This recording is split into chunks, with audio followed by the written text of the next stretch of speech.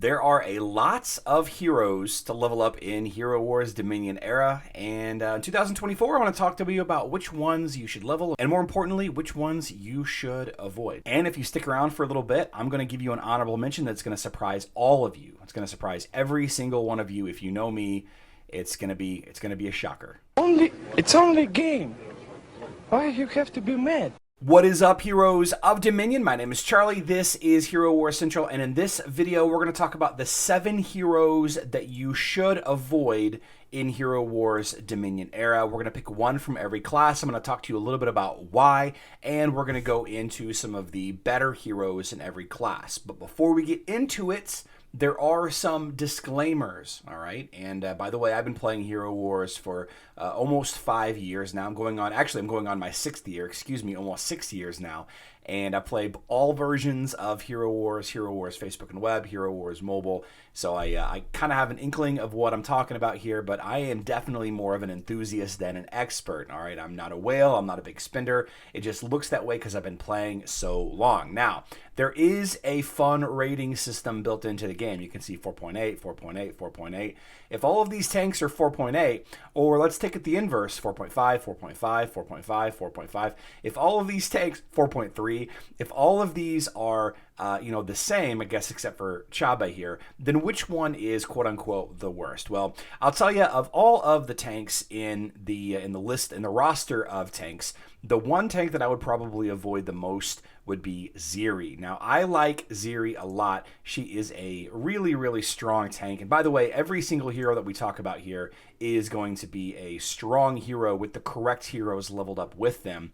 But Ziri has not a ton of utility. Now, you'd think with such an interesting ultimate ability, increasing her armor and magic defense and forcing all enemy attacks to land on her for the duration of the ability, you would think that this tank would be absolutely incredible. After all, a tank's job is to draw all the fire to that person. The problem with Ziri is that it's really kind of hard to, use this correctly in a fight. It's her ultimate. You can use it and play it manually. You certainly can't use it on defense anywhere. But having it readily available is going to be very difficult to really manage. And outside of that utility, she doesn't have a ton of really good utility. And in fact, the big problem with her, and why I would recommend most new players to not level her, is at 30% health, she actually goes underground to heal up for 7 seconds. And what this does is this actually exposes the rest of your team. She does jump back out, and she does do a little stun and knock back whenever she comes back up. But come on, you're gonna do it. There you go. So it is something, but the fact that this tank kind of hides for large chunks of the fight and exposes the rest of your team, it becomes a problem. And sure, if your health and armor and magic defense for Ziri is through the roof, if it's absolutely maxed, then the times that she goes under is going to be less and less and less. But unfortunately, you just do too much damage to her and it compromises or takes her out of the fight. But what usually ends up happening is you end up with her by herself after she's been buried for a couple of seconds while the rest of your team behind her is dead. I know that Chaba is ranked at 4.3, but Chaba has just as high armor and magic defense, if not higher magic defense, great health, and a lot more utility. But the tanks that I would really recommend you level are going to be heroes like the starter heroes, Aurora and Astaroth, and then later on picking up Rufus and Corvus. And for some more niche advanced play, Mushy Shroom and Julius are great tanks as well. But again, read the disclaimers. Every hero can be effective with the right team. Now, for Marksman, you can take a look at this list here, and a clear favorite or unfavorite shows, and that is Fox. But I'm actually going to say Ginger in this instance. Fox has some utility at least, whereas Ginger really does not. So Ginger would be the hero that I would avoid in the Marksman branch of fighting. She is, your typical marksman doing damage and all of that. But her big problem is it's just straight damage. And right now the meta is a lot of dodge and a lot of pure damage, and you need some control in there. She's got just a damaging ability. She's got a damaging ability. She's got a damaging ability. And she's got this, each consecutive shot with the basic attack deals extra damage, right? There's no utility here. And in 2024, your heroes have to bring something to the table more than just their role. Every marksman character on the whole list of Marks people. Lara, Artemis, Aster, Dante. Every single one of the Marksman heroes can do damage. They all can do damage and do it very well. Some do it to the front line, some do it to the mid line, some do it to the front and then the back, some does it to everybody. Ginger doesn't bring really any utility whatsoever. So, because of that main reason, and her artifact is a physical attack artifact, which is very, very, very common. A ton of heroes have physical attack artifacts.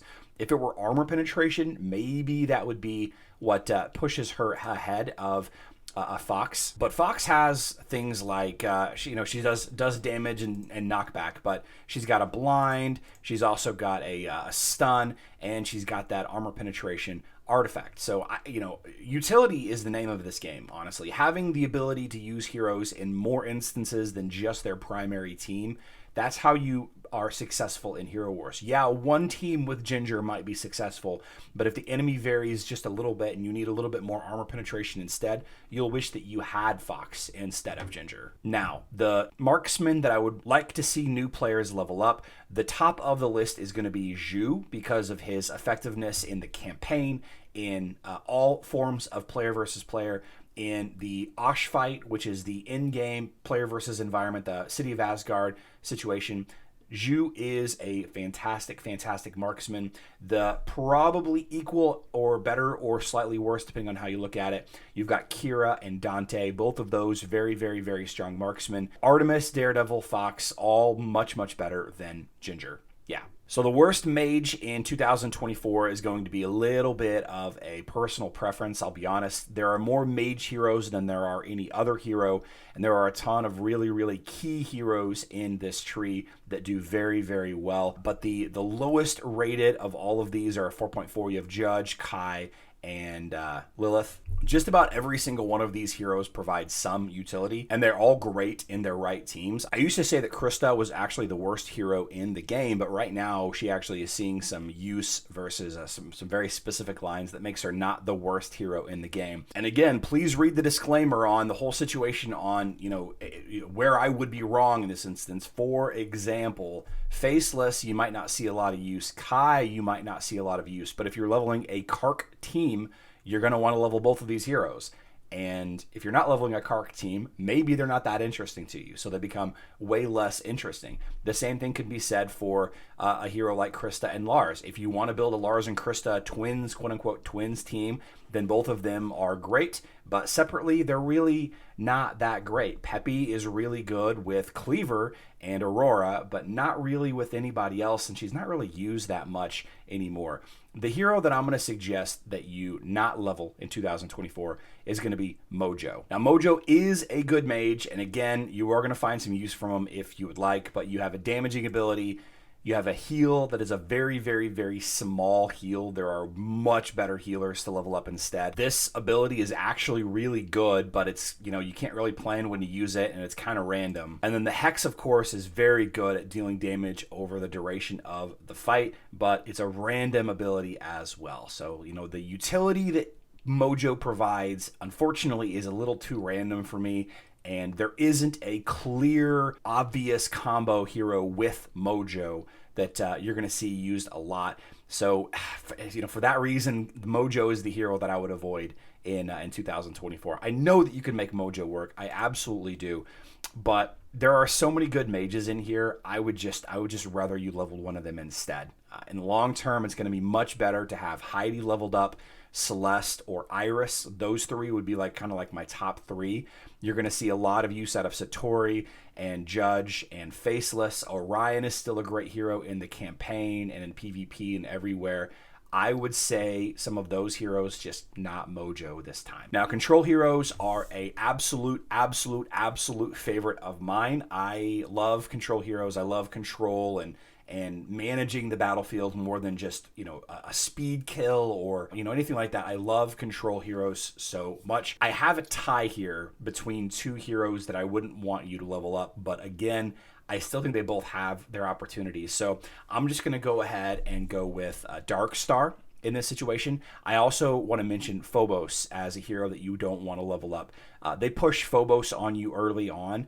Let's just stick with Phobos, actually. Let's just call Phobos the hero that you don't really want to level in the control branch. Now, he has a ton of great utility, and his ultimate ability targeting the hero with the highest physical attack is actually really, really, really good against certain teams. Unfortunately, those teams aren't really the meta anymore.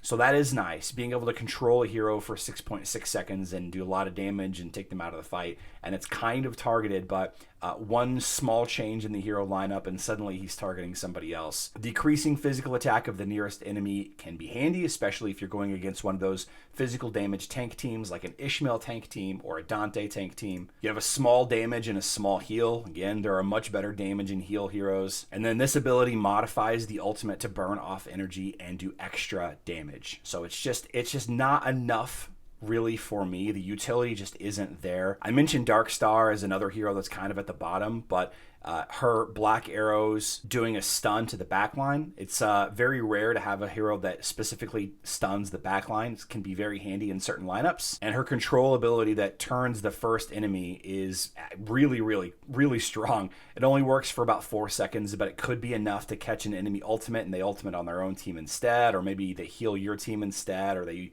all kinds of things could happen. It's just, it's kind of random since you can't control when the ability goes off.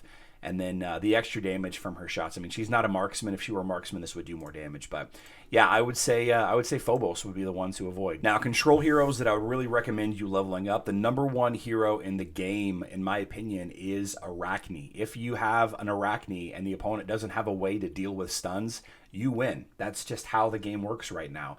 The second most important hero on this list, in my opinion, and one that you actually don't have to level up that much, is Jorgen. Jorgen's ability to control the energy of the front line is very, very strong. He's also a high damaging hero, and he's a strength-based hero, which is a nice little contrast to all these intelligence-based heroes in here in the control section.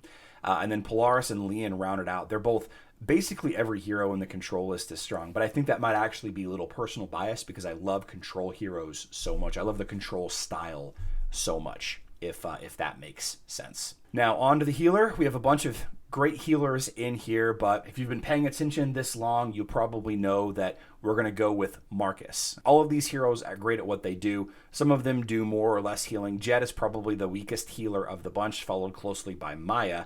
Marcus is probably the strongest healer in the entire list here.